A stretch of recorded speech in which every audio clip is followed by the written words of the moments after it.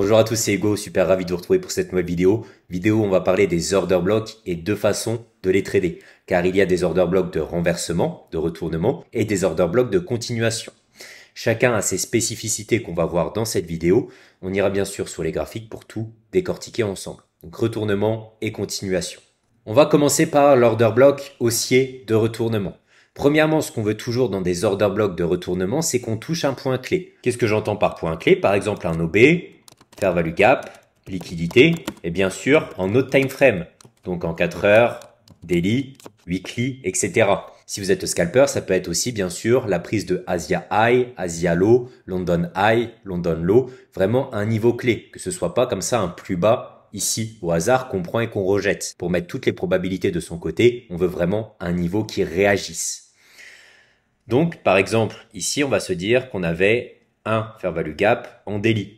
Donc là, vous voyez que ici on ne le touche pas. Donc tant qu'on ne touche pas ce niveau clé, on cherche de la baisse. Ici, j'étais peut-être sur une baisse, donc je continue de la baisse. Par contre, dès lors que je touche ce niveau clé, est-ce que je vais directement acheter? Non, il me faut des confirmations, justement via l'order block. On va voir ça après.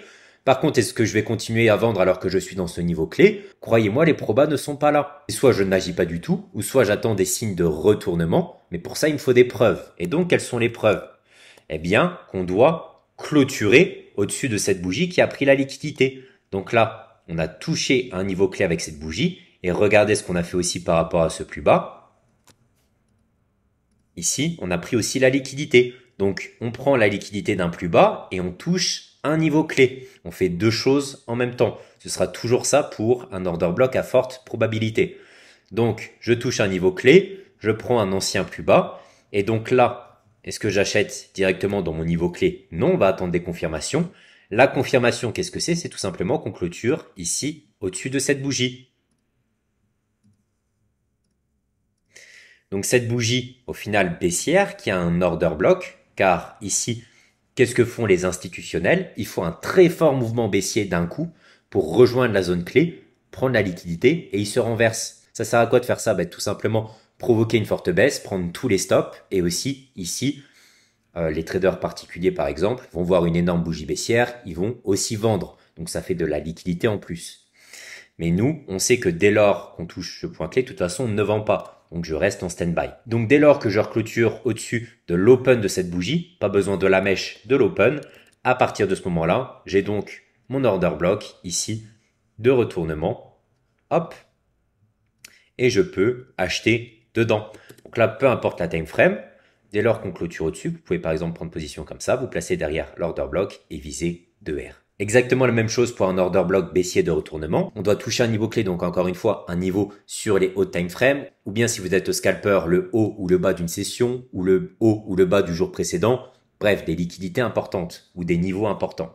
Ici, vous voyez qu'on prend aussi la liquidité par rapport à ce niveau. On avait un haut ici, on clôture au-dessus, et après on se renverse totalement. Donc là, encore une fois, qu'est-ce que fait la Smart Money? Elle lance une grosse bougie comme ça, haussière agressive, pour prendre la liquidité, toucher le point clé. Et là, encore une fois, il y a beaucoup d'acheteurs qui vont se mettre sur le marché, mais c'est un piège, on va partir à la baisse. Nous, encore une fois, on reste en stand-by. Quelle est notre confirmation? Qu'on reclôture tout simplement sous l'open de cette bougie. Pas besoin de la mèche, encore une fois, l'open suffit. Clôture sous l'open. Et à partir de ce moment-là, dès lors qu'on clôture en dessous, ici avec cette bougie, vous voyez, ici on vient retester la zone de l'OB entier là et vous pouvez partir à la baisse. Donc ceci, c'est les order blocks de retournement. Et bien sûr, une fois que le retournement est fait, qu'est-ce qu'on va avoir ici sur toute l'expansion? De nouveaux order blocks qui vont se mettre. Et ça, ce sera des order blocks de continuation. Donc là, par exemple, on a une bougie haussière, on a un nouvel order block sur le marché. Donc une nouvelle résistance. On peut venir là pour prendre une baisse. C'est ce qu'on va voir, comment trouver des bons order blocks de continuation. Donc là, je suis sur USD/JPY en daily. Mais rappelez-vous que là, ce graphique peut autant être un graphique 1 minute, un graphique 1 heure que un graphique daily. Les bougies se comportent exactement de la même façon. Regardez ce qu'on a ici. Ici, on a de la liquidité qui s'est mise, car on a un bas qui s'est formé. Donc là, on a une sell side liquidity. Donc là, on est sur une forte baisse. On continue à chercher de la baisse. Il n'y a pas de signe de retournement, aucune confirmation. Et même si je vais plus loin, regardez ce qu'on a ici au final. on a des equals low, donc des lows qui sont exactement au même endroit. C'est l'une des meilleures liquidités possibles pour le marché. Je vous rappelle qu'on a en daily, c'est des liquidités super importantes. On a des equals low et à plus court terme, bien sûr, on a aussi, voilà, ce plus bas, on a vu là. Qu'est-ce que fait le marché ensuite? Il fait une énorme bougie agressive à la baisse. On prend ce plus bas là et on prend toute la liquidité ici. Je pourrais bien sûr toujours vous trouver quelque chose d'autre, mais c'est pas le point de la vidéo. Mais là, on est dans un IFVG, etc., etc. Ici, on a déjà des belles liquidités, c'est très bien.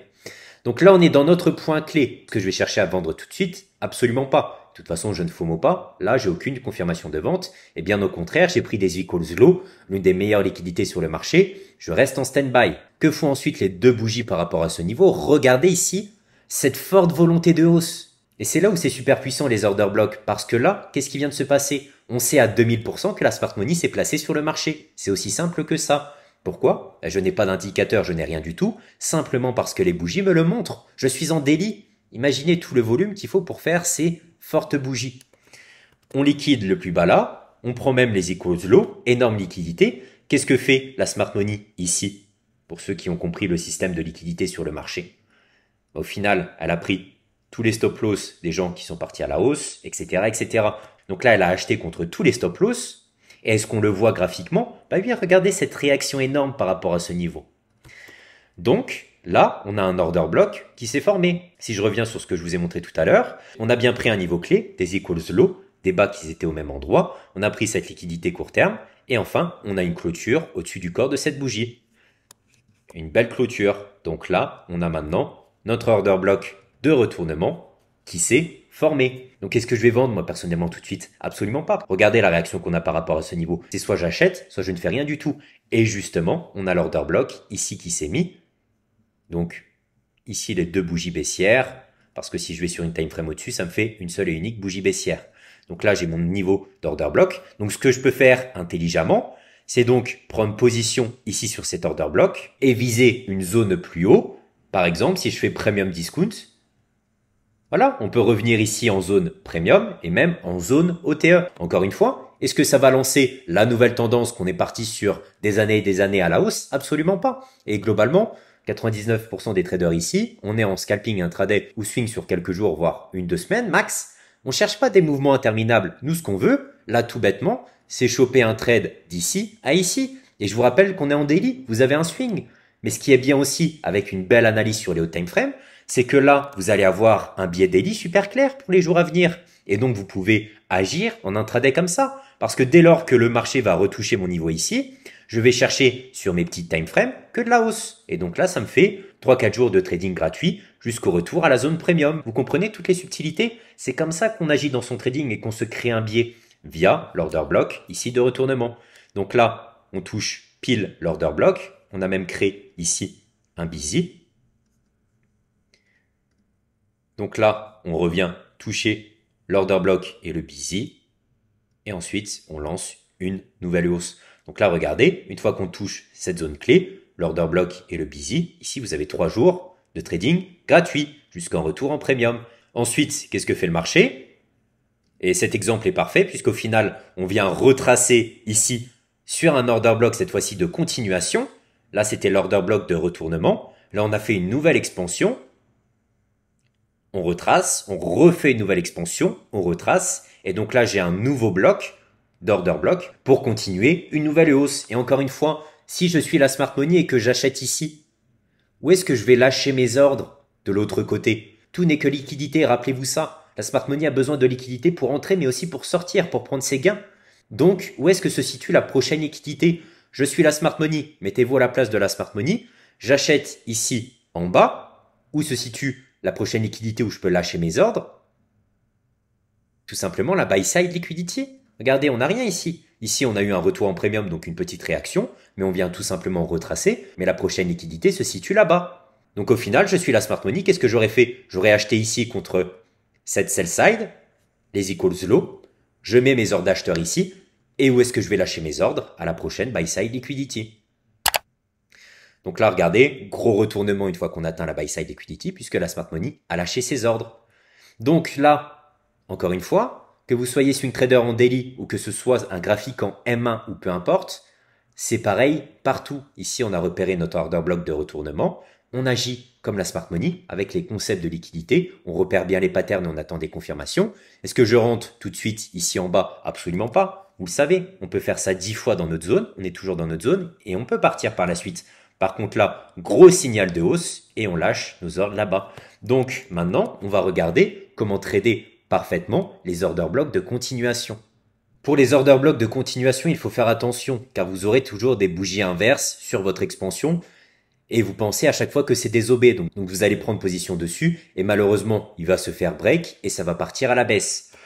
Pour sélectionner des order blocks de continuation à forte probabilité, il faut deux choses. Premièrement, l'order block doit venir d'un fair value gap. Donc regardez ici, on fait une bougie baissière, mais on vient tout simplement rebalance ce fair value gap et on envoie une nouvelle hausse. Donc là, ce qu'on voudra, c'est qu'on revienne sur cette OB pour continuer à la hausse.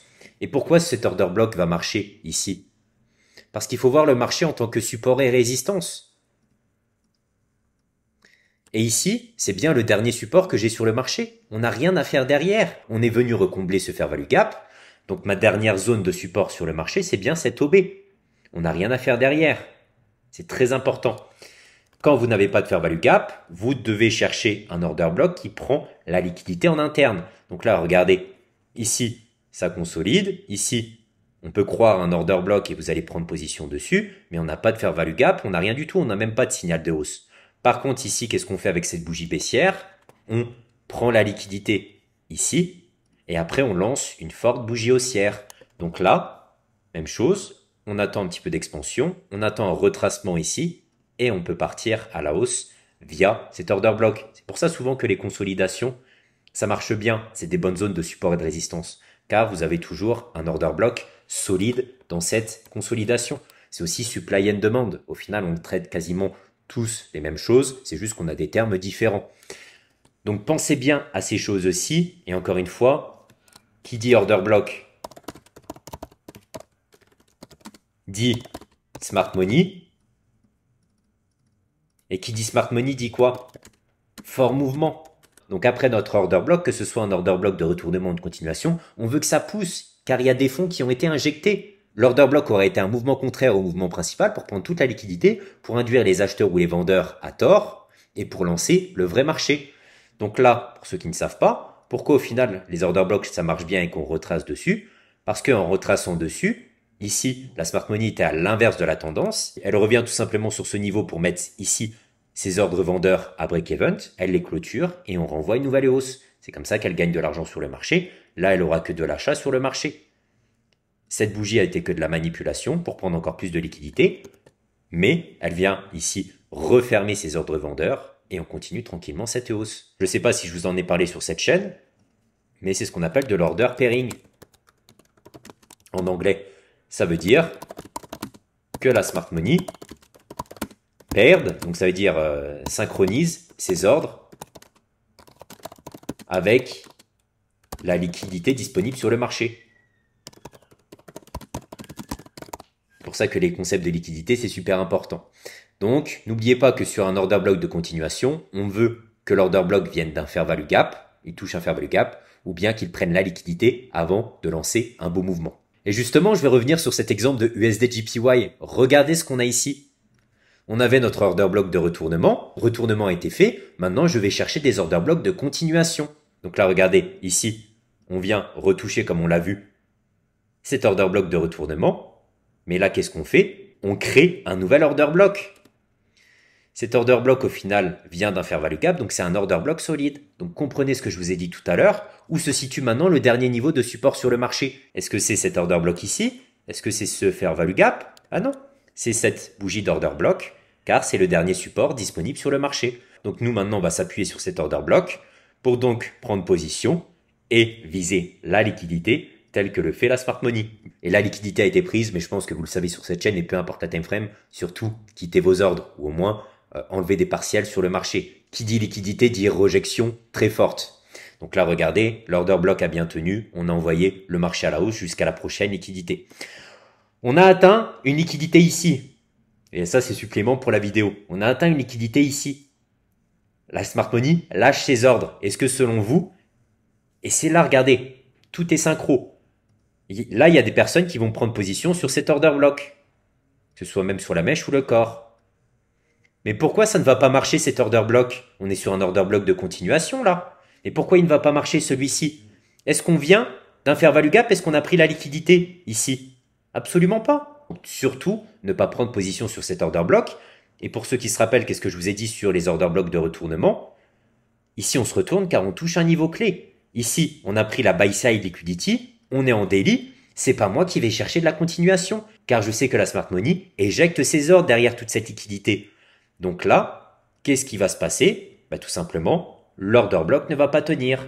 Et regardez, pour la vidéo, on va se faire le Nasdaq hier. Regardez ce qui s'est passé sur la session New York. Et on va regrouper encore une fois les deux exemples ensemble. Qu'est-ce qu'on fait ici sur New York hier, sur le Nasdaq? On a ici les hauts d'une session London. Est-ce que je vais vendre ici bêtement dès qu'on la dépasse parce que c'est des liquidités? Absolument pas. Je dois attendre des confirmations. Donc là, j'ai tout de même une buy side, on le sait, qui est sur le marché. Et regardez justement ce qu'on fait. Est-ce qu'on a une réaction par rapport à ce niveau? Tout à fait. Regardez-moi cette baisse qu'on a là. On a une énorme baisse. Et donc, on sait qu'il y a un order block dans le coin, car on vient de faire une énorme hausse et une énorme baisse. Et regardez ce qu'on a ici. Et c'est pour ça que les concepts s'appliquent parfaitement. Je suis sur le Nasdaq, sur les futurs, c'est pareil partout. Ici, qu'est-ce qu'on fait par rapport à ce plus haut là? On prend la liquidité et on est dans un niveau clé sur ma journée puisque j'ai pris la liquidité de la session London. Par contre, ici, j'avais zéro confirmation. Là, regardez, on prend ce plus haut et on se retourne violemment. Excellente confirmation. Où est l'order block? Ici. J'ai enlevé l'indicateur, ce sera plus simple. Est-ce que j'avais mis un exemple baissier? Il est là. Donc c'est la grosse bougie haussière qui prend la liquidité, qui touche le point clé avant une forte baisse. Donc là, on a pris le haut London. Ici, on a pris un nouveau haut. Donc l'order block, c'est les bougies haussières qu'on a là avant le fort retournement. Donc là, c'est notre série d'order block. Donc qu'est-ce que je vais attendre de la part du marché et comment me positionner sur ça? Eh bien, je vais attendre ici un retour en premium sur l'order block pour viser, par exemple, la magnifique liquidité qu'on a là. Encore une fois, je suis en M5, mais les concepts de liquidité, tout ça, c'est exactement pareil sur toutes les time frames. Donc là, parfait, ça touche ma zone. Je prends un sell sur le marché. Vous pouvez vous placer derrière l'order block et vous visez, par exemple, ici, la sell side liquidity. Si vous voulez plus de protection, c'est ici. Mais dans tous les cas, vous avez un magnifique trade. Et ensuite, le marché fait une nouvelle baisse. Et là, ce qui est intéressant, regardez, on a maintenant un order block de continuation. Est-ce que je vais le prendre cet order block? Absolument, car on vient ici à partir d'un fair value gap. Donc là, on clôture en dessous à ce moment-là, et je peux reprendre un deuxième trade comme ceci. Donc le premier, vous mettez ABE, vous ajoutez un add-in, ou si vous avez loupé la première entrée sur le premier trade, ici vous avez un deuxième trade sur cet order block de continuation. Un order block à forte probabilité. Et regardez, elle fait peur cette bougie, mais les bougies d'order block, les bonnes bougies d'order block seront toujours des bougies agressives. On revient ici dans le fair value gap, on revient sur l'order block de retournement, et donc là, on touche cet order block et on va aller prendre la sell side liquidity. Donc vous pouvez même viser ici les bas de la session London qui est une liquidité magnifique. J'espère que vous avez bien compris toute cette vidéo, donc la notion de order block, de retournement et de continuation. Aussi, on a fait un petit récap sur la liquidité, super important. Le marché n'est que liquidité, encore plus nous qui tradons les concepts de la smart money. La smart money évolue qu'avec la liquidité. Le graphique que j'ai sous les yeux, ça peut être un graphique weekly comme un graphique M5, peu importe les actifs, c'est exactement partout pareil. J'espère sincèrement que cette vidéo vous a plu. Je vous invite à vous abonner, à liker. C'était Hugo, salut.